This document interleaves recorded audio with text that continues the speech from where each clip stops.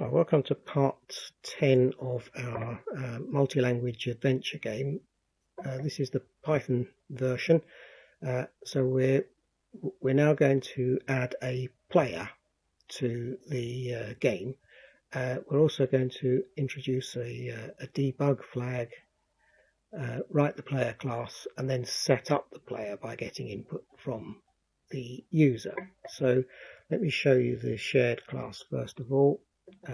We've got a debug flag which I think was already in there on the shared folder last time, but I didn't kind of draw it to attention, as is all this is all kind of there already. I just put it in when I first wrote it up. So if you've copied the code from my GitHub repository, you probably will have all of this already in there. So let's go back to the main one, and so we've introduced the debug flag. I'll show you where that's used in a moment. Write a player static class. So let me show you the player.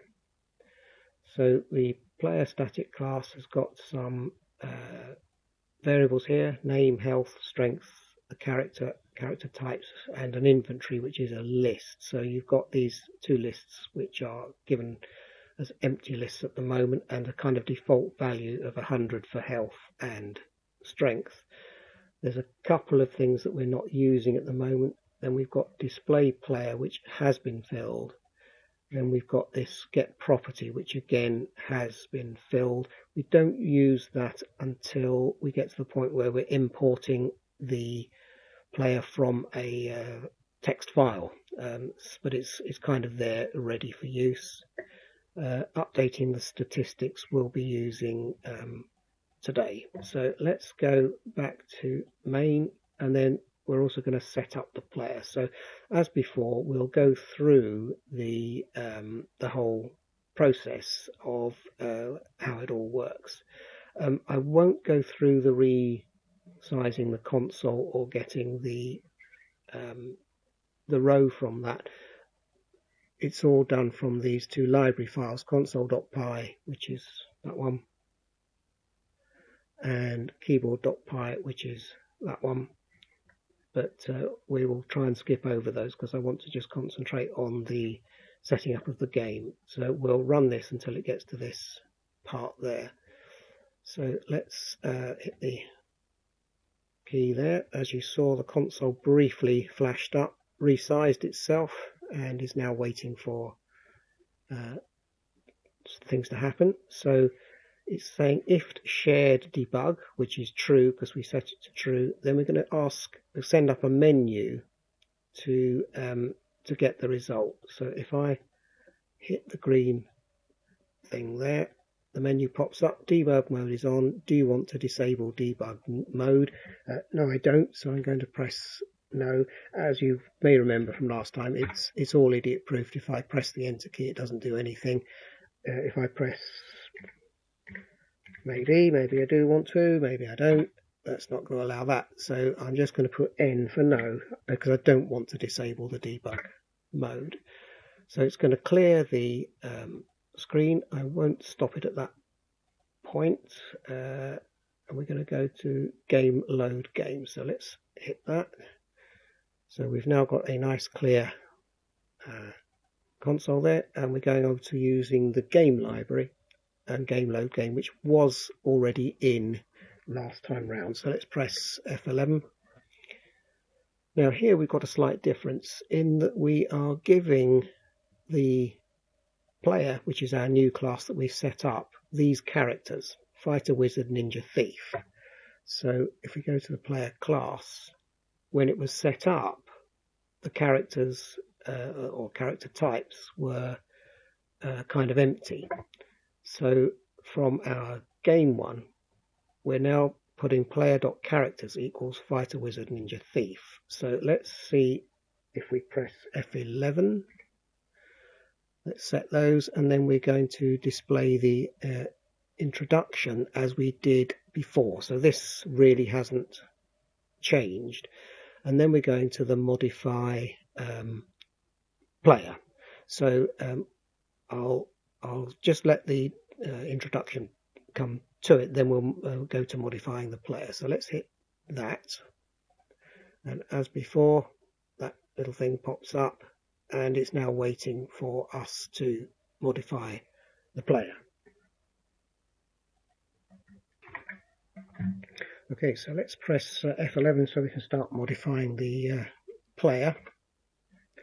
That helps if you're in the right spot. There we go. So we're now gone into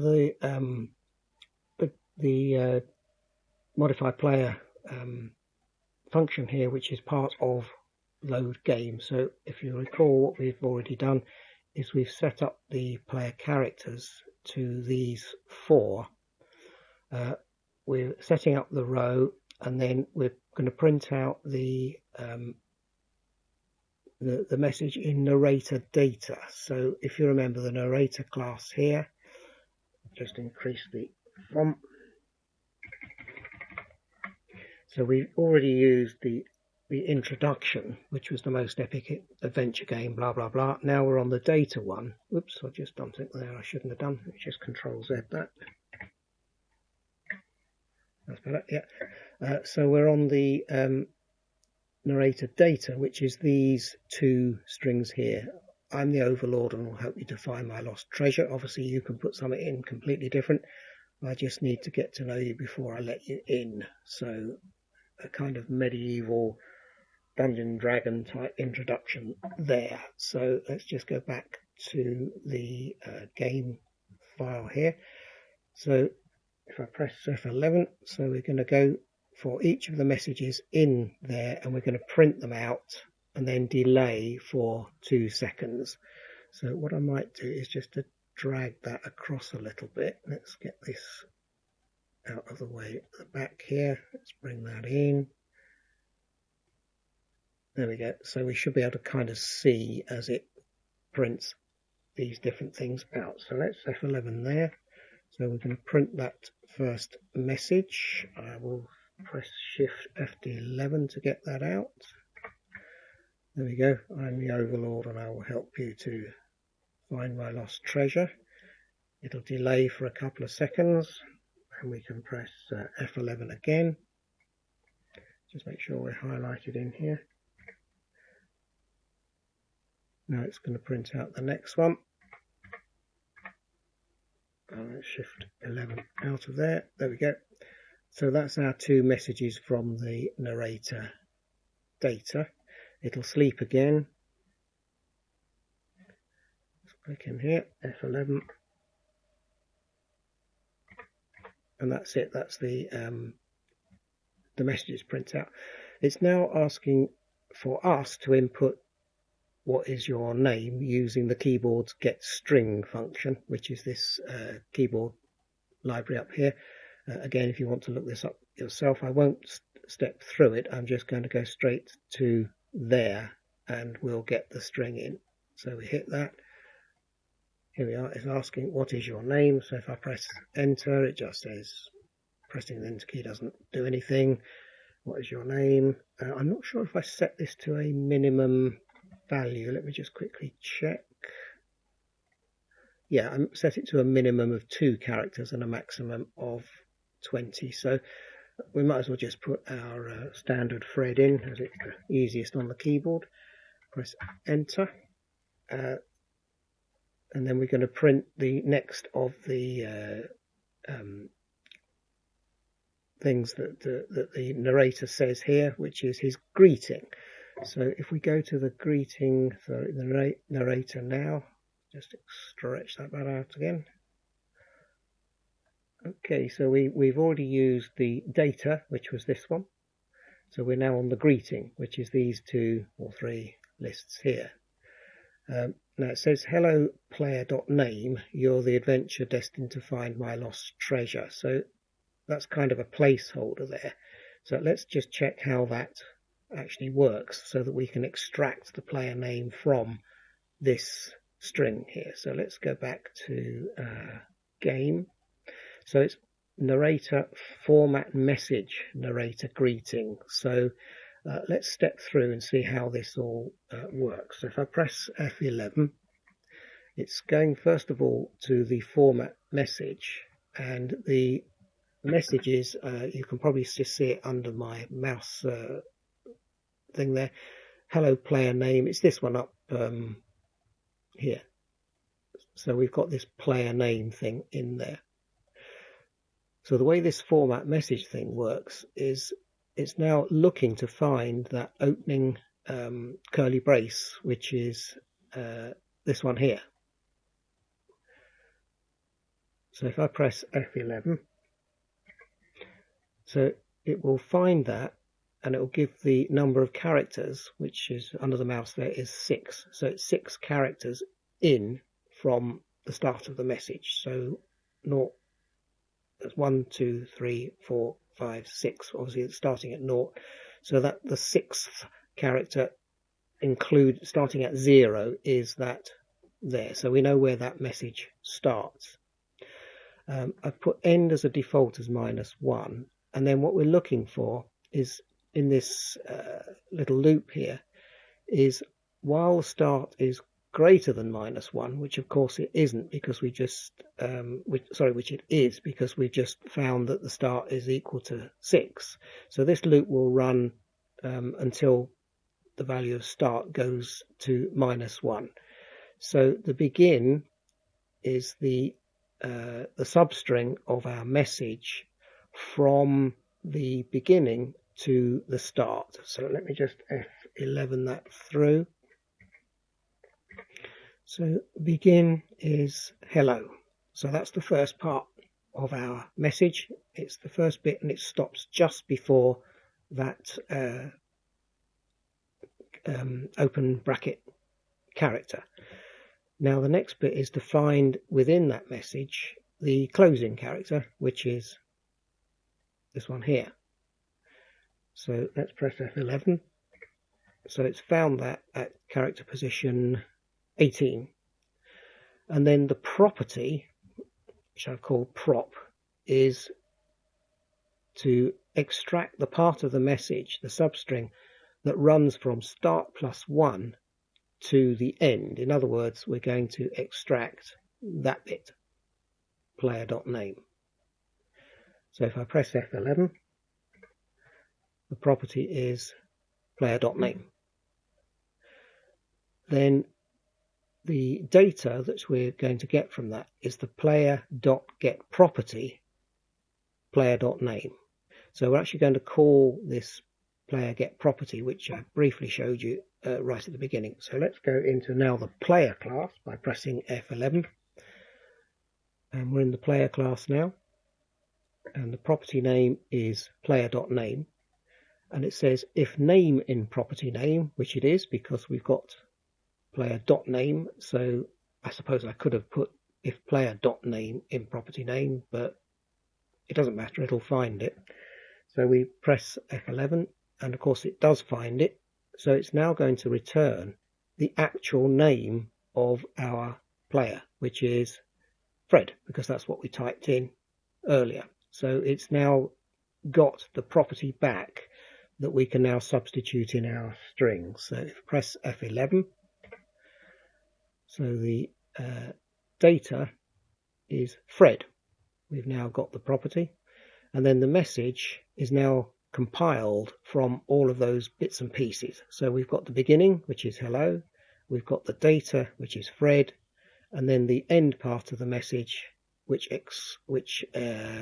gets rid of the player.name bit here, is bolted on at the end. So if we press F11, and then message is now hello Fred, you are the adventurer destined to find my lost treasure.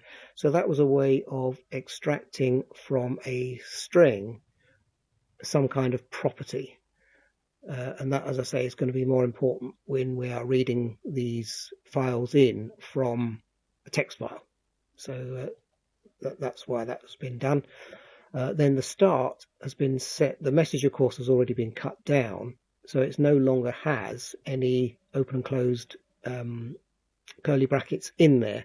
So start now will not find it, and it will come up with -1. So if you press F11, the start, if I go over here, shows you is -1. So that will finish the loop, and it returns the message. So we print it out, which we've done. Hello Fred, you're the adventurer destined to find my lost treasure. Then it's going to sleep, and then it'll clear the screen. Let's allow it to do that. We'll untick that, move forward.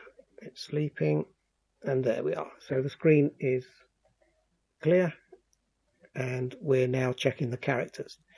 Now the player characters are Fighter, Wizard, Ninja and Thief, which we set, where was it? In the load game one here. So we've already set those. So it says if the length of the player characters is greater than 0, which it is, then we're going to get some more text from our narrator. This is our greeting one now. And then we're going to call another menu with the title, which is the greeting, and the characters there. So if I press F11, we got the title, which is Narrator Greeting 1. So we'll have a look at title, and it says, let me know your character so you can be awarded your skills. The choice was now going to run the keyboard get menu, so I will again just allow that to run. Let's hit the green key. Here we go. So it says, let me know your character so you can be awarded your skills, and it's given us our 4 options. And then it says, type the number of your choice. As usual, it's been idiot proof, so if I just hit enter, that doesn't work. If I press 0, that doesn't work. So we've got to put in the right number. So let's put, I think I'll be a wizard. That's 2. Hit enter. So we are getting a choice, which is the number 1, and then the player.character has been set to the characters with that number 1 index. So there's our characters: Fighter, Wizard, Ninja, Thief.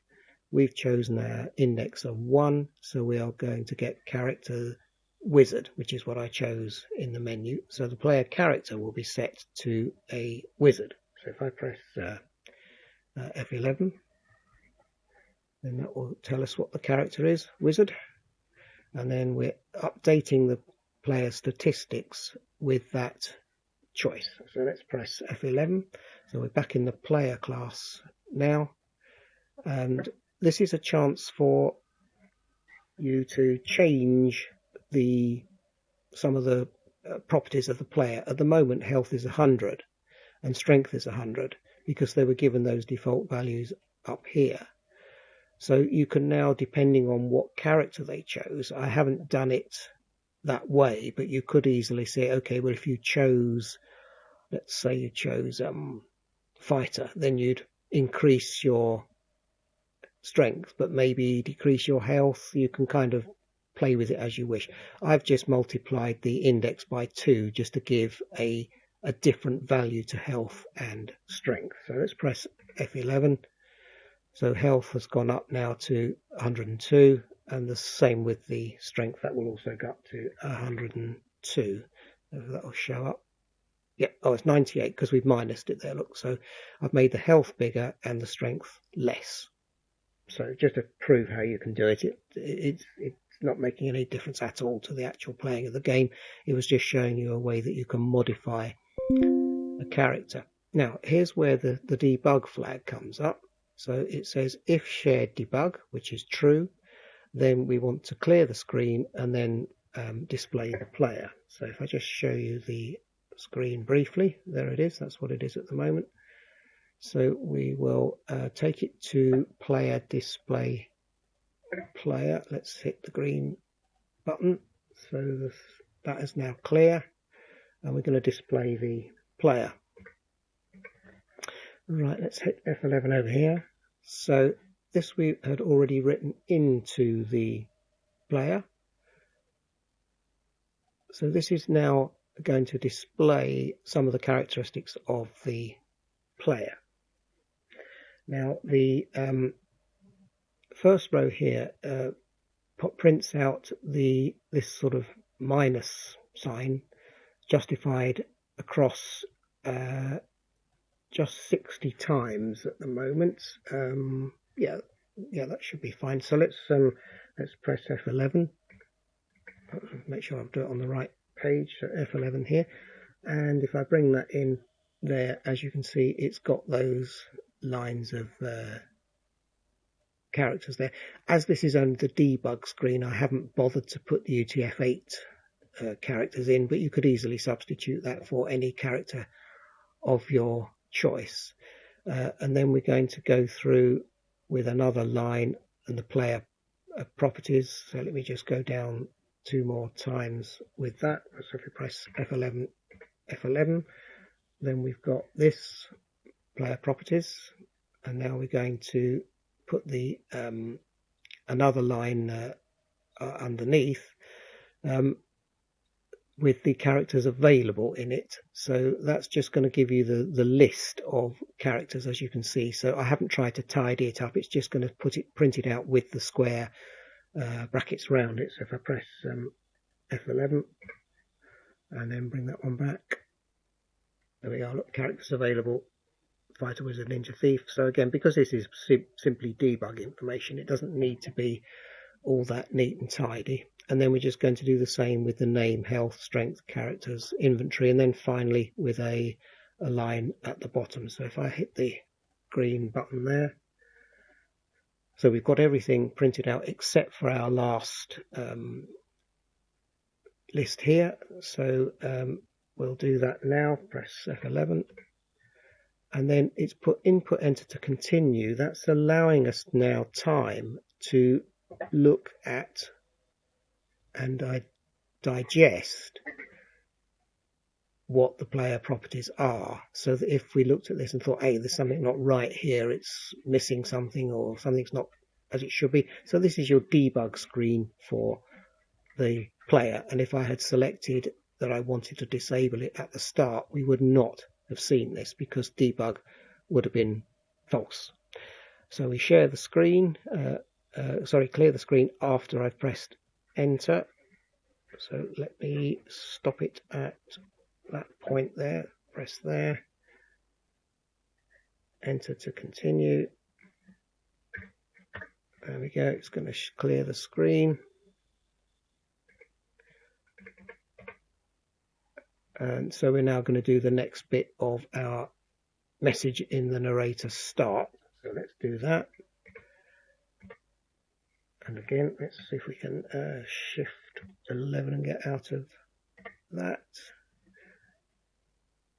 So now it's got the next part of our narrator start message, and which says, I see you're a wizard, which is of course what we chose because it substituted the character wizard into the message, which if I just show you the message, where's the narrator? There we go. I see you are player.character. So you saw how it worked with player.name. Now this one has also got player.health in and player.strength in. So that's why I didn't step through this one, because it goes through 3 times extracting the character's health and strength by going through that format message routine that you saw earlier. So as I said, I didn't want to go through that 3 times, but you can see the principle of how it works. It'll sleep delay again, and then I think that's it. Probably actually just realised we've got that time sleep delay again, so it's kind of doing it twice. That may not be necessary, but it's something that would be easily changed. I think let's just shift F11 there. Okay, yeah, we've got the final message here. Welcome, serve me well, and you will be rewarded. And I think that's the last part of that narrator.start message system. So let's F11 on that one. Sleeping for 2 seconds. Yeah, that's fine. So we're delaying again, clearing the screen, and that's the game is now loaded in, so we're returning true. So this was the additional thing that we put in our game load. So we already had display intro. We're now modifying the player. So that was the new bit that we've added today. Returning true. And then as before, we're just going to set the game state to play. And then while the game state is equal to play, we're going to play. And all that play does is to set the game state to quit. So no change there at the moment. Now, if we've got an end message, I don't remember whether we played that before. Yes, we did. This is the one that says hit the like button and so on. So that's pretty much it. I'll just put this over here and we'll press the green on that one. Thank you for playing. Remember to smash the like button and subscribe. Enter to quit. So we're done. So that has shown you the new stuff that we've put in. So in the main file, I've obviously changed the stuff that we're doing up here, and there's just, I think, possibly these little bits up here are new, but otherwise that's much the same as you saw before. Shared. Let's go through each. I'm not going to go through console, and I'm not going to go through keyboard, because those don't change the whole. If you've already downloaded those from my GitHub repository, they don't change. They're the same through the whole series. So game, we have, that's all the same at the top. So we've done the display intro was done last time. So we've just added this player characters here and then modify player. So we've then put the modify player in. So I'll leave that there for a second or two so that you can pause and copy any stuff you want to do. And that's that one. Narrator, I think we set this up last time. Yeah, that I'm fairly sure that has not changed from what was done before. I think I put this format message in. Fairly sure I did. Player, let me just go through that. So I'll leave that there for you for a couple of seconds. And then we'll go down to that part. So that's the player. Okay. Narrator hasn't changed. Shared, I've already showed you. As I say, I don't think we're actually using that. So what I might do is delete that and just run it through again off camera just to make sure. In fact, yes, let me do that now. Just pause for a second. Yeah, okay, so what I did was I commented this out and then ran it, and it's come up with an error here in main because I called shared.clear. We don't actually need to use that there. So what we'll do is I'll press the stop button and we'll change that from shared clear to console.clear. Save, and then I'll run it again, and hopefully that means that we can delete that from the shared folder. Let's hit the green button. Do I want to disable? No. There's my thing. Yeah, hurry up. Put name in. I think we've got a shared clear again in modify player. So let's change that to console.clear. Obviously I have to restart unfortunately, but there's really no need, I don't think, because we've imported console here, so there's no need to use that shared clear at all. So no, I'll leave that as console.clear there, and as I say, we have to start it again, but I think that will fix it from now on, and we can delete that from shared. So let's get rid of that. It should all really come from the console. I think that was a hangover from a previous working. So anyway, that's the first part all done. It's taken us roughly half an hour. So next time round we'll do the lower equivalent, and then after that the C#.